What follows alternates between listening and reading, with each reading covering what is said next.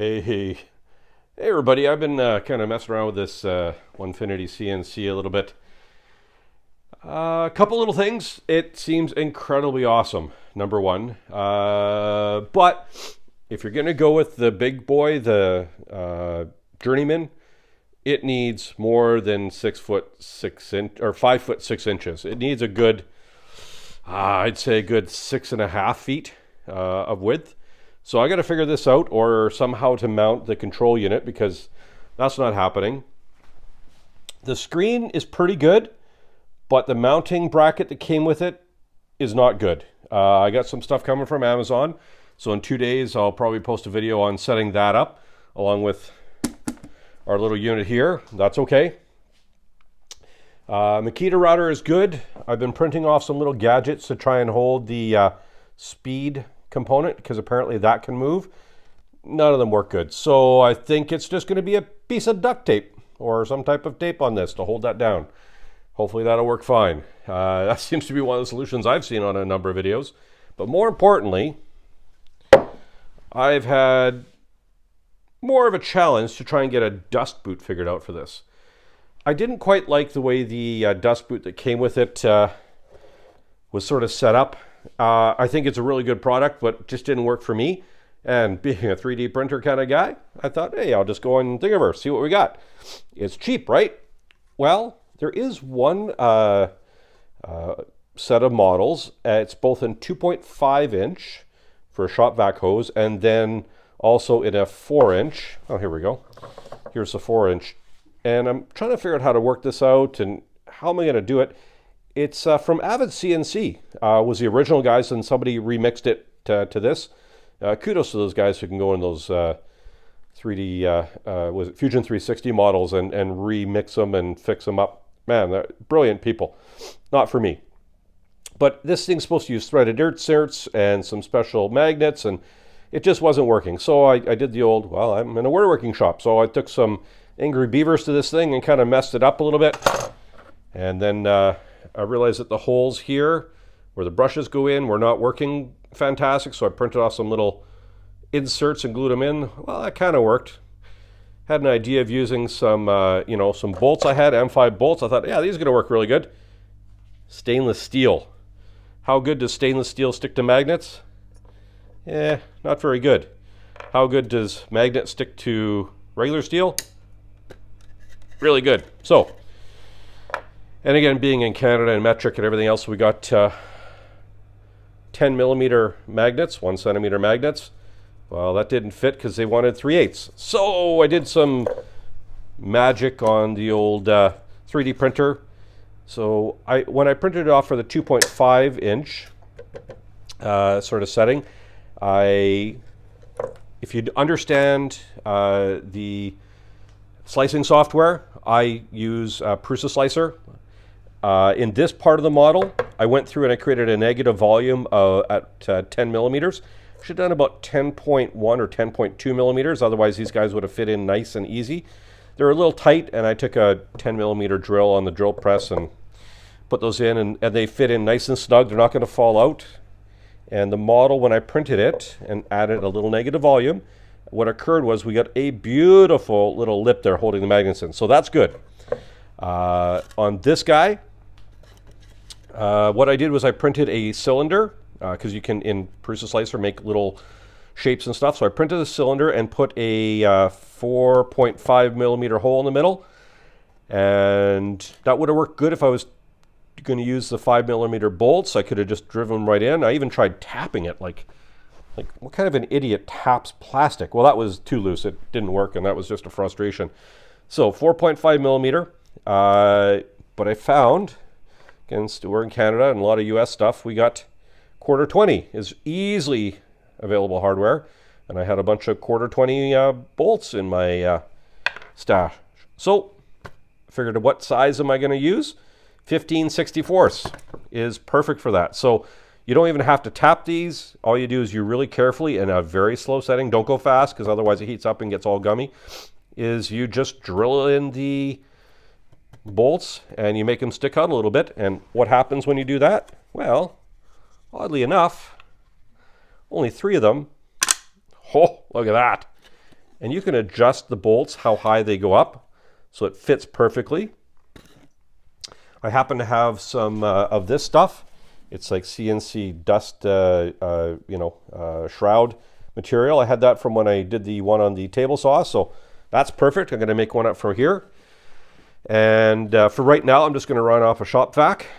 But again, when I basically cloned these, put them in the holes, worked out really good. I would say make them maybe about 12.9 millimeters. I'll link the model I used from Thingiverse on this. So I'm just going to get all this set up, move some stuff around, and I'll just show you how this kind of fits on there loosely with some of the stuff on that. And I think this is going to look really cool. Oddly enough, it's kind of in DeWalt yellow. I don't know how that happened. I think when I print this one off, it'll be in yellowish PETG as well. Again, I don't know why.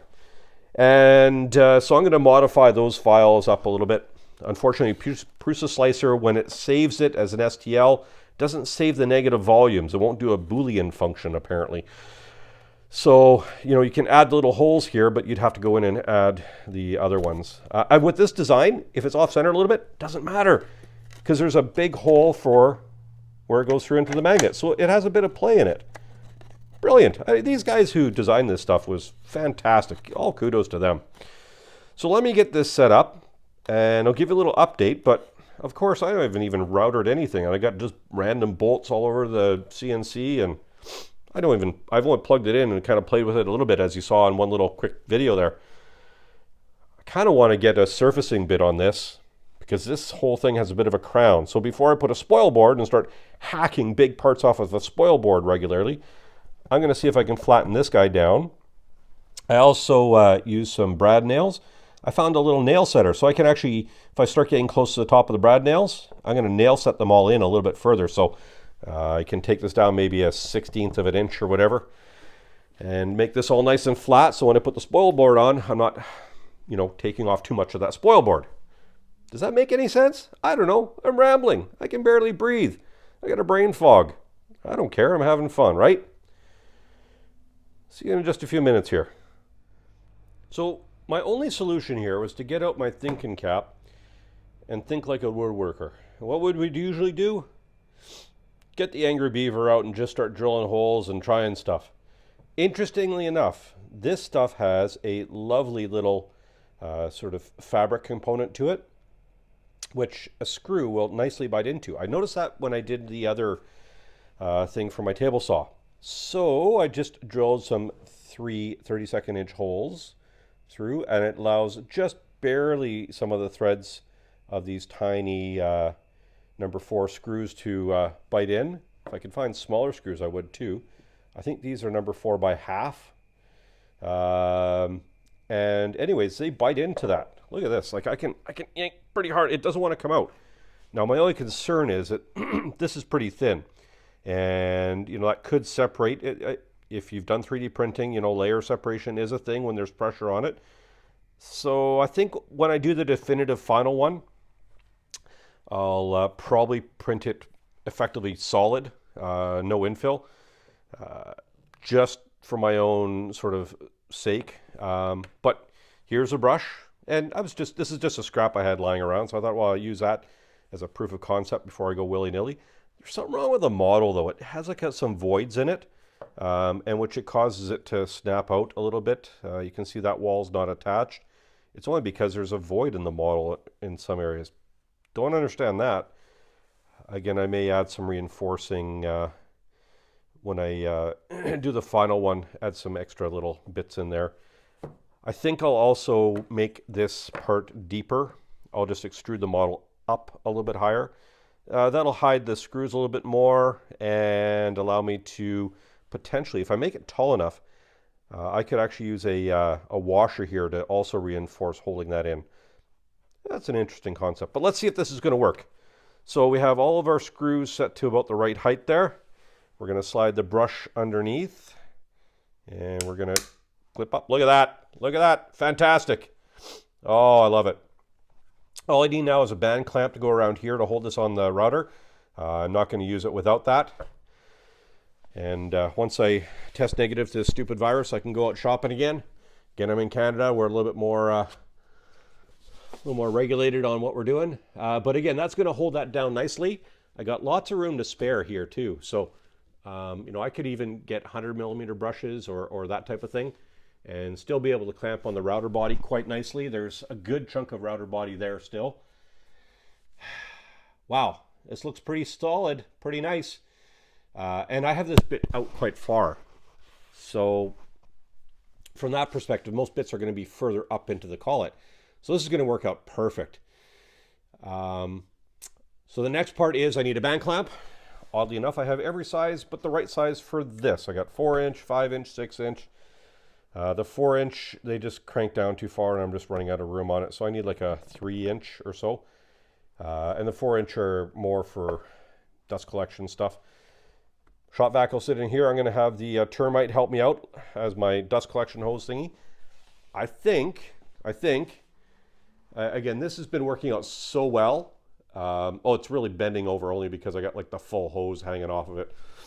But it's working so well. I think what's going to happen is, if this is where the CNC is going to live, I'm going to make a boom. It's going to come up off the wall up there and hinge over with some power and some vacuum, because that way I can plumb in my big lines for the big dust collector and it'll hang down here.